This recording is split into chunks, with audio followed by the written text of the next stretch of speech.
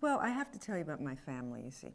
My mother's family all went Hispanic, and my father, the black, okay. And so I grew up mainly in a Mexican neighborhood, which was great fun, in East LA, on Vernon City. And then, you know, then I lived with my father's family. It's a little too complicated to get into here, but in Los Angeles, yes, you have the Mexicans, you have the blacks, you have the Japanese. That's where the main ones I think I really was involved with many of the times. My school, Thomas Jefferson High School, was a very mixed school. And it was fun. I mean, I don't think thought anything about it. You know, people are who they are. I think that was my dad's credo, let's put it that way. He says, you're just people, you're a human being, and you have no race. And so we were never really, at that time, knew what our mixture was. It's very funny. So when in school, in grammar school, they'd have the forms to fill out, and they'd have race, and I didn't know what it meant. And my sisters and I, we were the same thing, and we'd look over and see what somebody else had and then write it down, which I think was wonderful. I think it was absolutely wonderful. So you became involved in all kinds of people, and it was just like, I just loved it. I really loved that part of the world at East LA at that time. And the Mexican culture is so colorful and beautiful, and the people are lovely, and we had a great time. You see, and then that was East LA, and then eventually we moved to the West Side. And there was a split in the family, which is another story. And so we ended up in Daddy's side. And that was more the black neighborhood. But still mixed, quite mixed, particularly in junior high and high school. Janet Collins was my cousin. And Janet's my first cousin. We're 10 years apart. We were born the same month and near the same date. And strangely enough, we look very much alike. Very bizarre.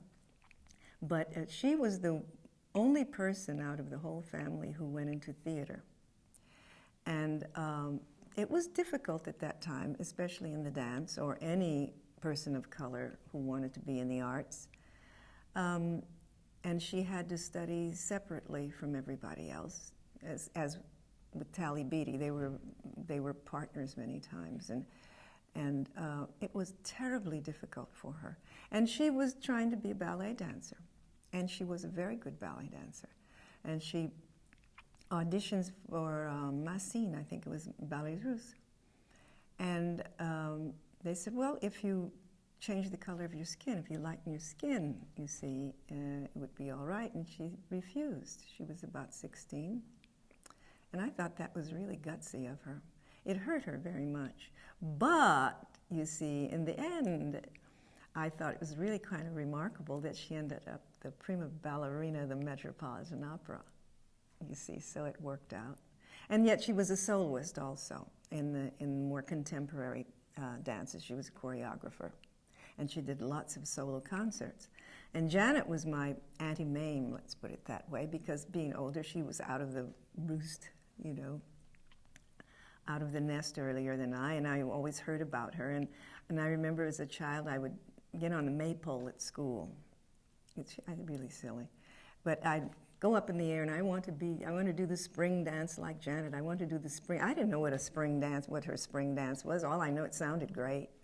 And I just imagined myself dancing like Janet. And then finally, I got to see a concert of hers at the Wilshire Ebell Theater for the first time. And she was just absolutely breathtaking. She was just the most delightful. She's a light on the stage that I've never seen.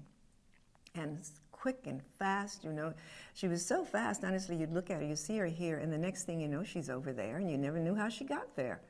She had wonderful technique, absolutely gorgeous technique. And so she became my idol. And so I think she's mainly responsible for my being where I am now. I didn't start my classes until I was about 14, thanks to my Aunt Adele, who knew of a ballet teacher, and it was a modern and ballet teacher named Melissa Blake, who was on Hollywood and Highland in a little storefront classroom.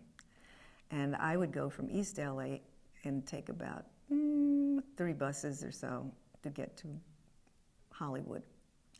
And my dad used to come and pick me up at times, or I would take the streetcar. There was a streetcar and buses. And it would take me about, from school, it would take me about an hour and a half to get there. So it was quite a, and you never think about it. You're going to your dance classes. That was way, way, way over the other side of town. And Melissa was quite wonderful. She was a very nice teacher, and that's my first time took part in a recital. And I remember it was a dervish dance, and then there was another dance, I think, from the gymnopédie. I can't remember. All I knew, I was in this incredible short kimono that was bright red, Chinese red. It was gorgeous, and that took a big part in my life at my high school. That costume became quite infamous, I will tell you about later. That was really wonderful. But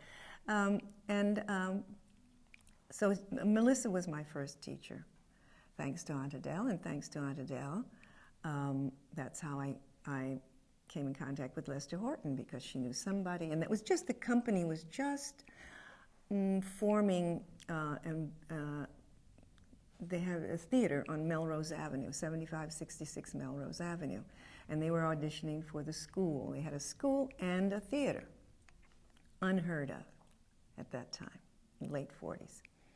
And it was a theater on the weekends and classrooms during the rest of the week. He was quite an extraordinary man. Of course, there was Bella Lewitsky, who was his muse, and most of the technique was built on Bella's body. She was small, wiry, very much like Janet, in fact, very, very strong. But Lester was the most creative person I've ever met in my life, and he was a real master, and gave you courage. He was kind of a psychologist in a way. He got you to do things you would never do, and his technique was vast. He was a real creative, physically creative person, and many times, and the technique was floor work and standing work. He also taught us about music. We had basic music classes, sculpture in relationship to movement and form. We would have partnering classes, and it was just incredible. And he would talk about other cultures and a lot of his technique, and he never really traveled. He was just the most curious person about the world. And he would know about these peoples, like the Balinese or Japan. In fact, I think he studied with Micho Ito. And he always talked about Micho Ito. And a lot of that was incorporated, that sense of Japanese theater, which I adore. And that's why I learned from Lester, too. And being around there as a young person, I was about 16. And from the other side of town, in a real theater, and watching Bella and the company. Rudy Gernreich was one of the people, the great fashion designer.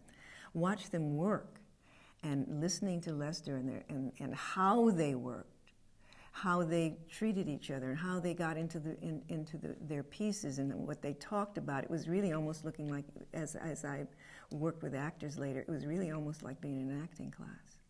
Because at that time, you see, dance was more narrative. There was a lot of storytelling going on. And I remember Bella was doing, Lester choreographed Salome, which was like his third production, which I didn't know until later that was. And it was all drums and percussion, and I got to play in the orchestra and watch through this curtain. There was a curtain in front of behind the set piece. And I remember sitting under the drums playing this odd zither with a rattle on it. It was a beautiful percussion score. And the invention that was going on. And everybody we did. Now, when Bella left, to make a long story short, and I took over her role, she was very very sweet, and taught me the role of Salome. But we were also, with all that, we were responsible for coming in early, ironing our costumes, taking part in making of the costumes. We knew about the lights, we knew about the set, we knew about everything about the theater, and after performance we had to help clean up the theater. And at half hour there was no talking. Everybody was preparing. So we learned a certain etiquette, if you want to say it that way, backstage. And we learned to appreciate anything that's going around us because we took part in it. And I always, to this day, I still work on my own things. I still iron my own costumes if I have to. And I think it taught us that when you don't expect everybody to do everything for you. Even when I was at Yale, I helped take part in making my costume. I always like to do something.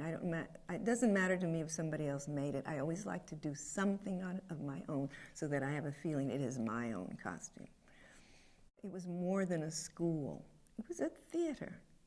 And I think that the people that came out of that school, if you want to call it theater, James Truitt, Joyce Trissler, we were always very creative people because we were not just in a room with a bar and a mirror. We were in the theater. We were living the theater with an audience, though it was 10 rows, very small, but your concentration was absolutely wonderful. I never knew who was in the first row. But that is due to Lester and his tutelage, if you want to say that. And he never... He said something once, something about healthy jealousies. That's why we were still always family, everybody, when we grew up, because he said there's jealousy, is good as long as it's healthy, because you look at each other, and we were taught to look at each other and learn from each other. And I remember, as I learned from Bella, I used to watch her performances and something in my head would say, why is this different? What is she doing, or how is she getting at it? And listening to their conversations on how they get to where they are.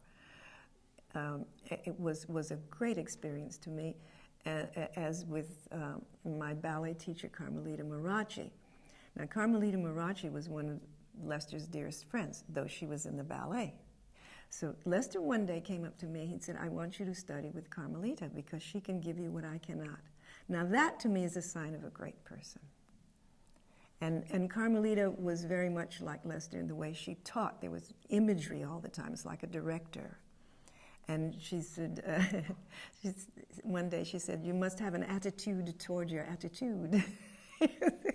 And she would give all kind of wonderful, wonderful things like when you're doing those awful frappe things. I used to hate those things. But she used to say, Carmen, talk to your feet. So you get this idea, the feet are saying something. They're just not moving around, Or when you do a balance, she said, I want you to suspend like El Greco painting. So if you know El Greco, there was long lines. You get immediately, your brain starts to work, And she always said, the first thing she said, do you know there's a ballet thing when they get in the start class and they go 1, 2. And she said, do you know where that came from?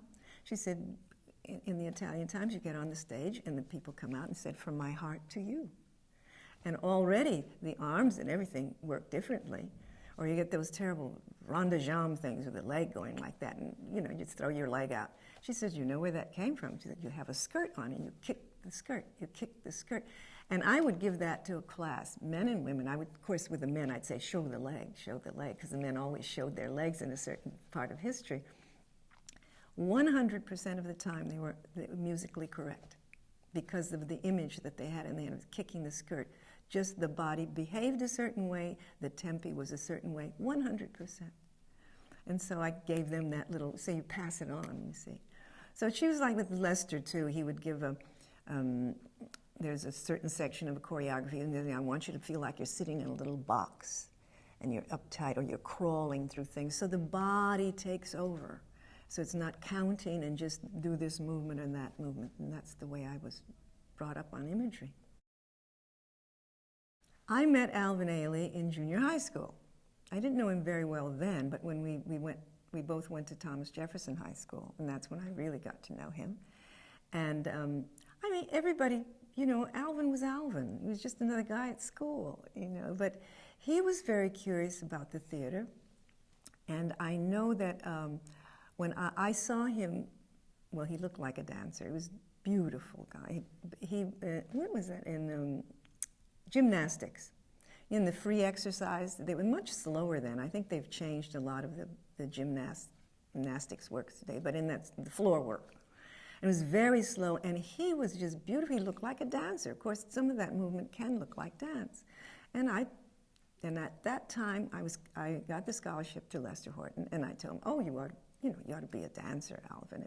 You know, and he was kind of rather besotted with me, you see.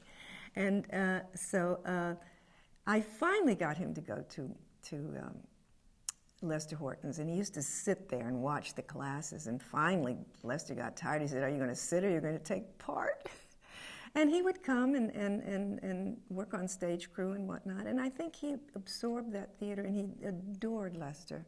After Lester passed away, great shock, Herbert Ross took over the direction from Balanchine and I can't remember the director's name at the time. Anyway, because they left or something, he took over House of Flowers as a choreographer and director. And he asked for Alvin and myself to come and join the show. And so it was a good time to break. And I think the director then, Frank Eng, we had differences about how things ran and the responsibilities and all that, and it wasn't working. And my Aunt Adele came again, packed my bag, and Janet Collins negotiated my salary because she knew the producer, Saint Super. She worked in a show Out of This World. Saint was a producer. And that's how I got in, and Alvin and I left for the East together to join House of Flowers. And there was Harold Arlen and Truman Capote and Oliver Messel doing the costumes. It was all quite glamorous, I must say. And I felt like babes in the woods, really. And that's where I met my husband, Geoffrey Holder. In that company was the most extraordinary group of people. Of course, Pearl Bailey was the star. That's where I met Pearl. Diane Carroll, that was her first role. I met Diane. She was all about 18. And then, of course, Geoffrey. And then we had Donald McHale in the company, and Arthur Mitchell, and Louis Johnson, and all the choreographers, young black choreographers at the time, were in that show. Wonderful people. Oh my goodness, it was really quite remarkable, all those very famous people. I had never been out of LA. I mean, in that kind of world, that's the real Broadway. And it was quite exciting. And learned a lot, different world. But I must say, again, I go back to Lester's, we were trained so well that no matter what we were given, we would take it on. We were absolutely fearless, and I didn't realize it. But you didn't back out of anything. And if somebody said you couldn't do it, never say that. When Alvin and I came to New York, like Donald and Geoffrey and, well, Arthur came later with his company, and Louis Johnson, all had their own little companies. And we all worked with each other. And Alvin, of course, since Alvin and I came together, we were like, brother and sister. The natural thing was to have, and he always wanted to have a company. And so you share people. And Alvin, by now, he was getting his choreographic, when I have to say, when Lester died, he became the choreographer at Lester Horton, and he would, all the pieces were like 45 minutes long. But what did we know, But he was getting his imagination going. And so when we got there, he formed a small company, sharing other people. And for some reason, he just took off his... See, New York was very good for Alvin because he was a very curious person. He was the museums there, and meeting Harold Arlen and Truman, particularly Truman, the writer. Alvin loved to read and poetry and all that kind of business. And Langston Hughes, he was in heaven we all were in heaven because there was so much going on at that time. It was a very prolific time in the 50s in New York City. And so we worked together very, very closely, and it was fun working with Alvin. And I think we both kind of went to Stella Adler's, acting classes together. And then it isn't that we drifted apart, is that I ended up guesting with John Butler's company and Glenn Tetley's company and working with Anna Sokolov, and I was going from one company to the other, working, and he was when you have a company, you're really bound in a way when you have a company. And he opened a school, and Joyce Trissler taught there. And so our worlds, and I was married too, and our worlds kind of drifted. And eventually they came together when we went to Southeast Asia. And it was that meeting and partying, but it was still, we were great brother and sister. And we were dynamite together, I must say. We worked well together. Now, when it was not like a dancer, he really looked like a stevedore. His body was not, at that time, considered like a dancer, but I call it man dancing. He's very strong and quite beautiful. And we worked well, physically, we worked well together. Great partner. And I've always been lucky with partners, I must say. And and I was very proud of him when his life took off, and it took him by surprise. I don't think he ever thought that would happen to him. And it was because of revelations. It's, sometimes you make a piece and it just, you don't know why. And it's usually your first really serious piece, and your mind is free, and you're not having people looking over your shoulder and criticizing you. You're free to do what you want. And it was, it was a beautiful, well, it still is a beautiful, beautiful piece of work. And that's what took off. I mean, zoom, and it just was unbelievable because of that piece. I think that happened to Elliot Fell, too, something called At Midnight, his first piece, when they were free and lovely and young, and nobody to bother them. And after that, boy, I'm telling you, get that, and your next piece is always terror, absolute terror, because everybody's waiting. And are you going to repeat yourself? Or are you going to be successful? Or what's the matter with it? And that's when the work starts, is after you reach that pinnacle, and everybody's judging you after that. Before that, you were not judged so much. You just did your work and enjoyed yourself, and everybody had a good time. I hopped from company to company, and great time, great time. But he was a very sensitive person. He was not tough at all. And I think the more fame he got, the harder it got for him. It was very hard for him to. He did accept it, I think, but I don't think he ever realized. And now with that school and how it's built, I don't think he ever thought that's what he dreamed. In fact, it was one of Lester's dreams to have an academy. Well, at the time, the arts and money, forget it. But he always had that dream of a bigger place. And I think that it was the beginning of an academy, the way he ran that theater. And I think that was always in Alvin's mind, so that when he came to New York and he had the company and he had the school and it began to build, I think he had that in his mind, like Lester, to be bigger. But unfortunately, he left before that time. The school was huge by the time he passed away.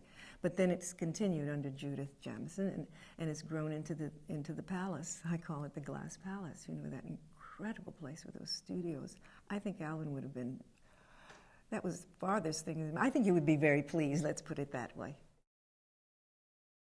One Christmas, Lena Horne was going to Las Vegas, and Lester made this beautiful cornucopia of fruit and nuts and everything, just as a gift to thank her for all that she's done for the theater and for me. And I remember visiting her in Hollywood, and she was packing to go to Vegas, and she had this big big trunk of books. She said, "That's what I take with me to Vegas." And I said, "Why?" Because that's what she would do, read, because she could not go to the swimming pool. She couldn't go to the casino. She could sing there, but you cannot, mingle with the people. And that was just a shock to me. And later on, that happened to me. When I was on a program with Pearl Bailey. Pearl asked me to go to Las Vegas. Oh, that's an experience. Las Vegas, they're not my kind of dancing, I must say, but it was a great experience, nightclubs. And Ciro's, too. The company, to make money, would dance at the famous Ciro's. It was an experience, poor Lester. We had to make money because Lester had everybody on scholarship. He was so generous to people, you know, and people loved that play, loved our school, if you want to call it theater. And but Lena was, yes, she was like one of the other lights, and she had quite a time in Hollywood because, you know, she would sing in these incredible productions, and they'd have her by herself, so that when the movie would go to the South, her section would be cut out. So she was always done separately. She was always shot separately, and that was the way it was, you know. And that's as far as you got. And or you were made, or, you know, there were no parts. These young people today are so lucky. They have no idea. I hope they have an idea. What they're doing today would never happen. In dance companies, never would you dance with anybody else that was a different race than you, except Lester Horton. In the 50s, in the McCarthy period, our company had let's say Italian, Japanese, black, anybody you want was in that company. And that was our company. It was totally mixed. I don't know how he did it. So after Bella left, everybody said this was the way, and he loved it that way. And he was very good. And everybody left us alone. I don't know why. People used to come to the theater to see the performance. I know Burt Lancaster came once. I found out later in life, almost fainted when he said that he had seen me at Lester Horton's, you know, and it was a very well-known place, and he was very well loved. And I guess at that time, too, the McCarthy period, as far as a concert dance company, I don't think they took us very seriously. And Lester was not very political. I think that was one of the breaks with Lester and Bella, if I'm not mistaken. Bella and the other members, some of them wanted to be more political in what their pieces were. And Lester just liked making pieces. He figured that was his political statement, is to make ballets. And I think he made a political statement when he had that company. And he didn't have to say anything. And if you wanted to take it for what it was, and he didn't make a beat, he wasn't on a soapbox, he just did his work. And that's the way he wanted to do. But I think that was hard on him, health-wise. I think it was very difficult.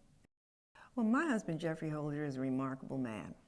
And I think because of my career, I think that's why I have one.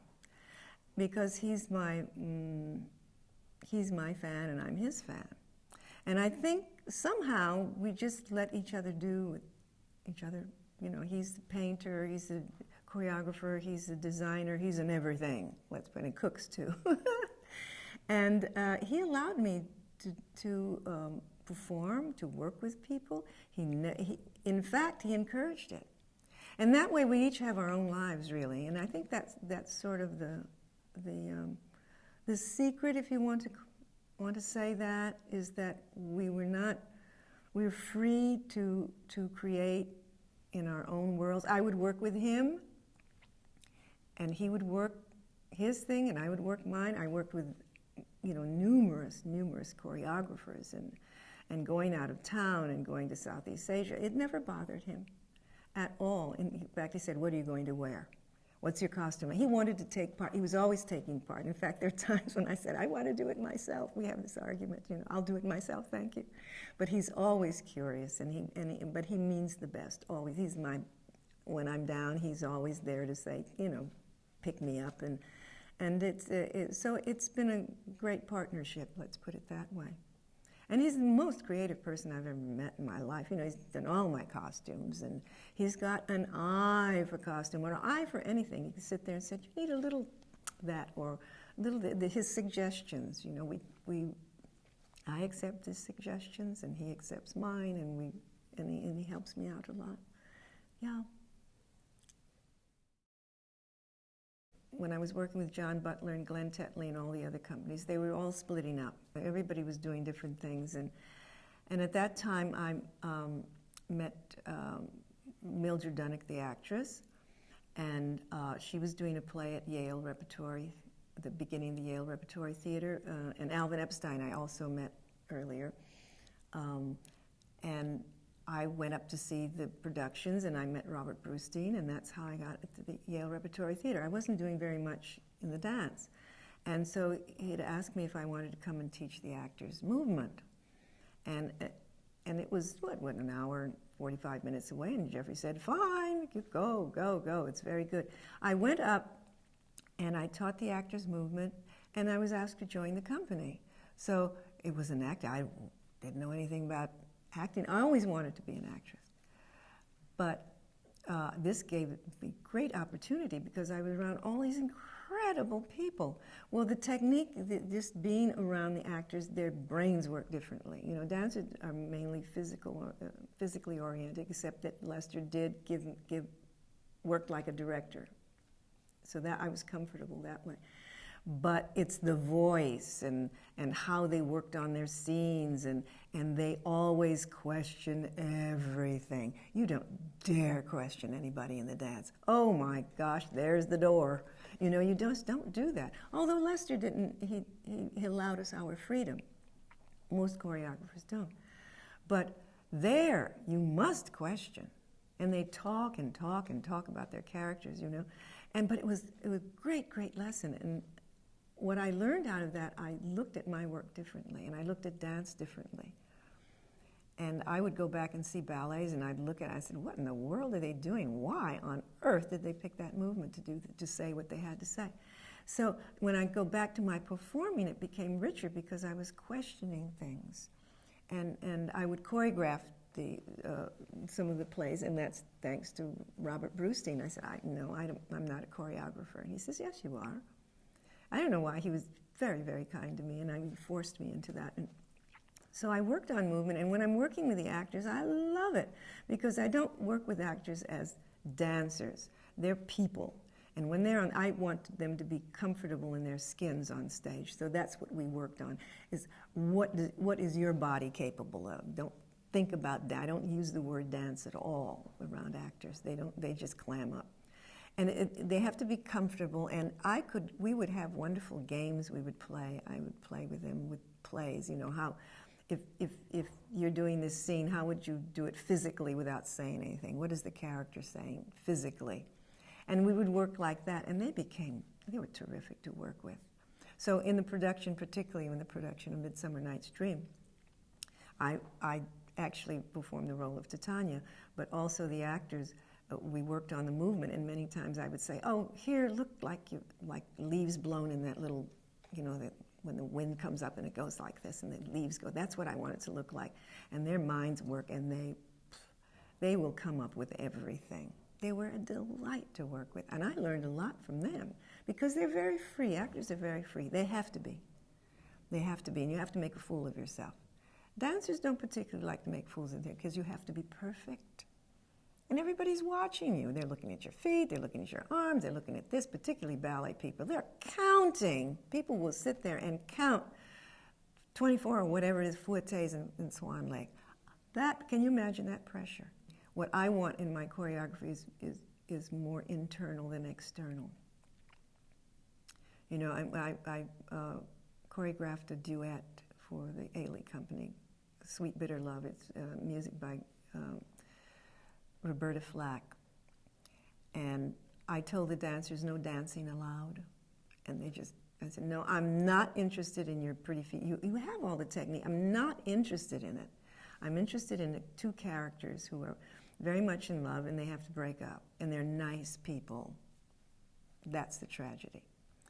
And I said, everybody, that's a story. You do it the way you want to do it. You have to develop the story. I'm not going to tell you everything. That's the way Lester did. You know, you have to do the work. They don't give you everything. And they loved it. They really got involved. You know, I didn't have to bother about point your toe and all that. They already know that.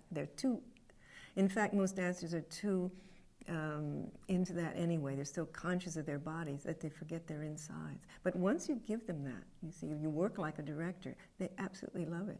And I learned that from the Yale Rep. I'm always telling dancers that they must take acting lessons, and choreographers should take acting and dancing, acting and directing, so that they will get a whole different look on their work. And Lester told me years ago, before he passed away, he said, you know, there's going to come a time when you're not just going to be a dancer, a singer, an actor. You're going to have to do all of them. And he told me that in the 50s. He was a visionary. So you see, it all ties in. It all goes back. And it always goes back to Lester and Carmelita for me. And I'm still working on the lessons that they taught you. And I just add on. You have those experiences. And when you get in trouble, thank God I had the experience that I had, that the people gave me the responsibility that I learned, that they made me learn all those crafts and things, so that when you're in trouble, you have something to fall back on. So all in all, I've had a pretty terrific time.